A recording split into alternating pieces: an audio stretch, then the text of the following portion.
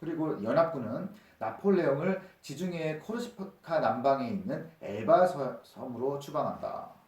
엘바 섬으로 이제 나폴레옹을 퇴위시키고 보낸 거예요. 엘바 섬이라는 거는 이제 코르시카 섬 근처에 있는 섬이에요.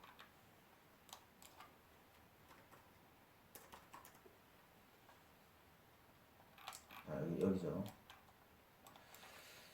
자, 여기 보면은 이탈리아 옆에 이렇게 성이 있는데 여기 사르데냐는 이탈리아 거고 이제 코르시카는 프랑스 섬이에요. 근데 여기서 이제 나폴레옹이 여기서 낳고 자랐어요. 어? 근데 여기 옆에 있는 엘바 섬으로 이제 귀향을 보낸 거죠. 그리고 루이 18세가 복귀한다. 왕정 복구가 된 거죠. 그리고 휴전 조약으로 프랑스는 1790년에 국경으로 철수했다. 이게 어디예요? 이제 자연적인 국경안이 아니라 본인들이 원래 갖고 있던 혁명 방위군이 이뤄낸 성과를 다 무시하고 옛날의 국경으로 돌아갔다는 거죠.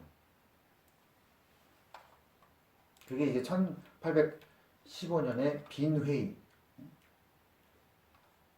자, 루이 18세가 복귀한 뒤 헌장을 승인했는데 이제 망명자들은 절대 군주제, 도제도 폐지 및 옛 행정구역 부활. 도제도를 어떻게 했어요? 83개의 새로운 행정구역으로 만들었는데 그걸 다 옛날 걸로 복귀, 국유재산 반환, 뭐 이런 거, 귀족자와 성직자의 특권 회복 이런 것을 하자고 한 거죠. 근데 이제 프랑스에서 온 사람들이, 프랑스에서 나폴레옹을 찾아온 사람들이 공화파와 보나파르트파가 루이 18세에 대한 음모를 꾸미고 있다. 그래서 서두르지 않으면 다른 사람이 왕정을 전복할 수도 모른다라고 얘기를 한 거예요. 자, 공화파와 보나파르트파. 공화파라는 건 뭐예요? 혁명파죠, 혁명파. 보나파르트파는 뭐예요? 이제 나폴레옹을 지지하는 파 중에서 요 사람들이 와서 왕정을 전복할 것이다. 왜? 그 망명자들이 이제 너무 무지막지하게 옛날 걸로 복귀하는 것을 요구하니까 이거에 대해서 이제 사람들이 불만을 갖겠죠. 그래서 나폴레옹은 그르노블과 리옹을 통해 파리로 진격하면서 파리를 점령할 만한 병력을 확보한다. 엘바섬에서 여기서 그르노블과 리옹을 통해서 파리로 진격. 파리.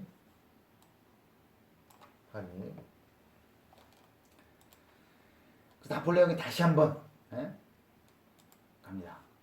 그래서 나폴레옹이 이제 파리를 점령하고 튠르리 궁에서 밤을 보냈다. 그리고 루이 18세와 강요들은 도망갔다. 그래서 벨기에의 도시 겐트로 갔다. 벨기에의 도시, 벨기에 여기 보이죠? 여기는 겐트, 여기로 이제 루이 18세와 나머지 강요들이 도망갔다. 자, 나폴레옹은 50만 명의 병력을 동원했고 연합군은 100만 명의 병력을 이제 확보했다. 그래서 1815년 6월 18일 워털루 전쟁에서 프랑스군은 졌다. 워털루가 어디냐면 벨기에예요. 브리셀 밑에 여기 워털루 전쟁에서 패한다. 그래서 프랑스는 나폴레옹의 퇴위를 요구했다. 왜요? 전쟁이 졌으니까. 그리고 파리에서는 푸시에가 이제 임시 정부를 수립해서 부르봉 왕가의 복고를 준비한다. 푸시에가 아까 누구예요? 그 로베스피에르에 대항해서 국민 공회 사람들을 이제 선동한 사람이라고 했죠.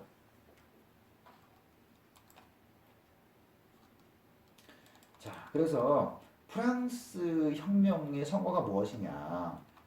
사회적 평등이라는 개념을 법률로 성문화했다.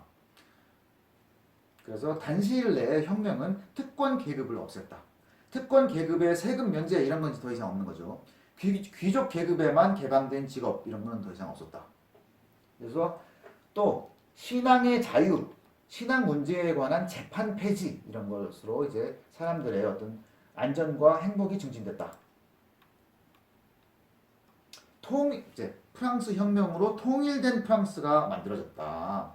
왕국 시기에는 독자적인 여러 지방으로 나뉘어서 시기에 따라서 국왕에게 귀속되기도 하고 분리되기도 했던 그런 지방들이 있었는데 프랑스 혁명을 통해서 그게 한 국가가 확고하게 그 영토가 확고하게 잘 잡는다고 한 거죠. 그리고 옛날에는 왕정 때에는 과세가 지방마다 달랐다. 그리고 독자적인 법률과 관습으로 각 지방을 통치했다. 그리고 지방관에도 관세를 징수했다. 거의 외국 같은 거죠. 그랬었는데 이걸 다 없앴다는 거죠.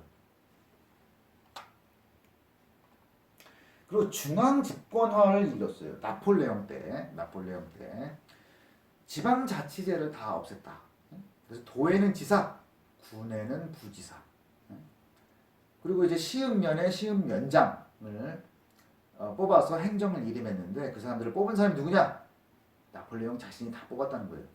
그리고 조세 징수할 때 왕정 때에는 20만 명의 관리를 채용했다. 그러나 나폴레옹 황제 때에는 5, 6천 명의 관리로 일을 했다. 그러니까 훨씬 효율화를 시켰다는 거죠. 그리고 농민이 지불하는 세금이 구제도에 비해서 4분의 1로 줄었다. 구제도 때는 뭐예요? 농민이 뭘 내야 돼? 특권 계급이 세금 면제를 받으니까 인도세를 내야 되고 토지세를 내야 되는데 그게 4분의 1로 줄었다. 그래서 이번에는 혁명과 또 그것을 이은 총재 정치, 총재부의 정치, 그 다음에 통령 정치를 통해서 나폴레옹 제정, 그래서 나폴레옹 제정이 무너지고 왕정이 잠깐 복고됐다가 나폴레옹이 다시 그 잠깐 복귀를 해가지고 워털루 전쟁에서 패할 때까지의 그 일들을 알아봤어요. 그래서 그랬고 다음부터는 이제 그 나폴레옹 제정 이후에 벌어진 여러 가지 혼란기, 체제 변화가 정말 자주 일어났었어요. 그 혼란기에 대해서 우리가 알아보도록 하겠습니다.